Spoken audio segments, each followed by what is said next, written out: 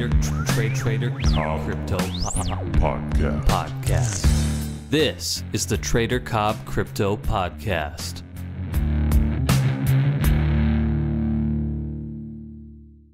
G'day guys and welcome to the Trader Cobb Crypto Show. I've got a different guest with me today to anything we've had on the show so far. So it's going to be a very interesting perspective that we're going to get here. It's Jackie Plunkett from Watermark IP. Thank you so much for being on the show. Thank you very much for having me. I'm very excited to be here at Blockchain and at Blockchain Bitcoin Fair. It's fantastic. Yeah, look, it's been heaps going on this weekend. And look, my perspective, I want to know more about why you're here, okay? Yep. So before we get into that, do you want to give us a little bit of a background as to who you are, where you've come from, and why you're actually moving into this space right now? Yeah, so I'm an IP lawyer at Watermark Intellectual Property Lawyers, and we've been dealing with new technology across all the different areas of technology for 155 years, and blockchain technology also applied to cryptocurrency is obviously one of the new emerging areas at the moment, and Australia is one of the countries on the forefront of this area and trying to attract this kind of innovation here. So we're here mostly because the common source code origins of where blockchain came from has often led some new innovators in this space to think that there isn't much IP in their industry, in their coins, or in their token issuing. And there is a lot of intellectual property and technology in this area, and we're trying to contribute to the legitimacy of the overall market by identifying for people and players their intellectual property rights and then helping them protect them so that when they go to market or to go seek investors, that they actually have protected their intangible assets. Because that's what where the world's going, intangible assets, and the way you protect them or proprietary look after the proprietary assets of your business is through IP. So we think it's inevitable that you have IP lawyers at a blockchain fair. Well, I'm super glad to hear that, because we do talk about the legitimacy of the whole market. The crypto asset space is growing. Yeah. I talk a lot about in the show about legitimacy of the business case. Yep. What the business is, and anyone who's in business will want to know what the IP is. Yes. To secure that IP, am I investing something that's going to be copied tomorrow? Yes. And it's going to disappear, and your marketing's not going to be good enough. Therefore, it shouldn't be a race to marketing. No. It should be a proper business structure with intent, but also locked up. Yes. It needs to be a place. If I'm going to invest, I want to know. I want to be able to tick boxes, and currently in traditional markets, I can do that. Yep. But in this market, there's a lot of boxes. Like if I've got a checklist this long of things I can tick for an investment in traditional markets, right now it's about that big. Yes. In blockchain, because exactly. we just don't have all of the things that we need really to help us as investors to make the right decision. So look, obviously you're in this space because you see a lot of potential. Yes. I mean, look, you don't need to be here. Let's No. be honest. You don't need to be here. The business that you're working with at the moment, I mean, how many projects have you worked with at this stage? I've had a few myself, only like I'd say a handful, but the other attorneys that have been in this space for longer have been dealing with this technology, not just applied to cryptocurrency actually, it probably across broader industries, any peer-to-peer network sharing where the 6 founding or 8 founding technologies have been united to apply to certain situations, especially with security and data. Technology is emerging and has been patented for a while. What we're seeing now is a lot of spikes in applications now that there's legitimacy, and they're coming from banks, financial institutions, government departments. So it's really an exciting space, and that all innovators in this area should be aware of their IP, because if you get your ownership of your assets in order, then when you go to market, firstly you know that you are doing something novel in the first place, so you're not wasting time investing in duplicating an effort that someone else has already gone to market with, but also you have a better sense of your worth, and you can also get better credit funding. You can go to different banks. There's grants that are available for different types of IP protected software technology, including blockchain. So I don't see why you wouldn't become across your own IP in order to protect your assets going forward.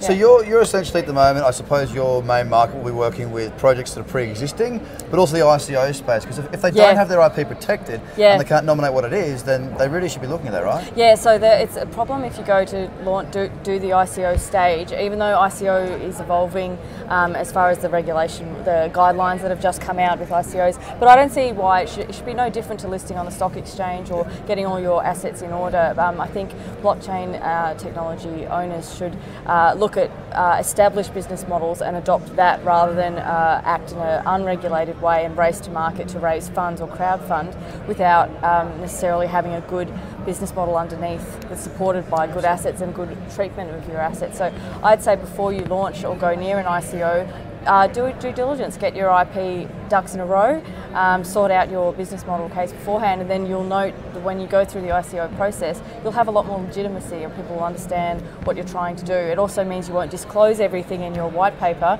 and knock yourself out for potential patent protection or trade secrets, which is an inadvertent shame with some people that are racing the others in the market at the moment. And unfortunately, human beings have never really changed. If you have a great idea, the first thing you want to do is tell somebody. Please don't. Don't protect. You have assets that you want to protect, so and they could be worth a lot. And Australia is very innovative. We're competing and punching way above our own weight. So I think take a very strong commercial approach and think that you're worth something. Yes. Not tall poppy syndrome. You're worth something, and it might work really well in the future. So invest in yourself. Invest in what you're doing. Yeah. Well, you brought up a lot of, right now, ICOs should be taking a bit of a model from traditional businesses right now. What I'm seeing, I spoke to a gentleman yesterday, Anouk, who does a lot of stuff, but basically is a conduit for blockchain and traditional businesses.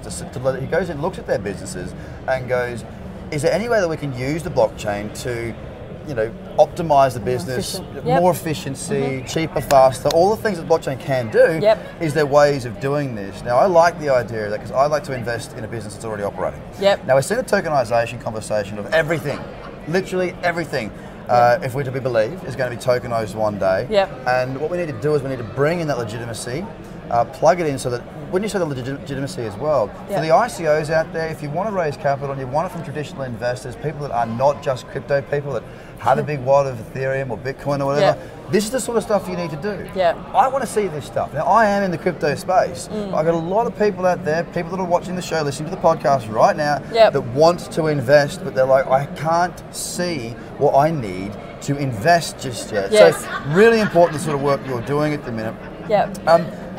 With where you're at right now, are you just getting bombarded, or is it you're finding that the ICO and the crypto space is still a little bit like, well, we don't think we need you? Yes, it's a bit of both actually. I think it was very much that attitude, we don't think we need you last year, but I would say with the spike in everything that's going on in the increasing regulation, now as the market matures, then people take IP more seriously when the market matures. When a new technology launches and it's at discovery invention stage, everybody latches onto it just through the excitement of getting it together. But as people start to go, no, I want to turn this into a long-standing business model, then they start to get more serious about their IP, their assets. It's very much like land when you had all the free first colonial landers going out and staking out their plots, and then all of a sudden everyone gets serious. Where are the fences? Can I sell this? Will a bank look at this and value it? And that's when IP comes in. So think about it like all terms of technology.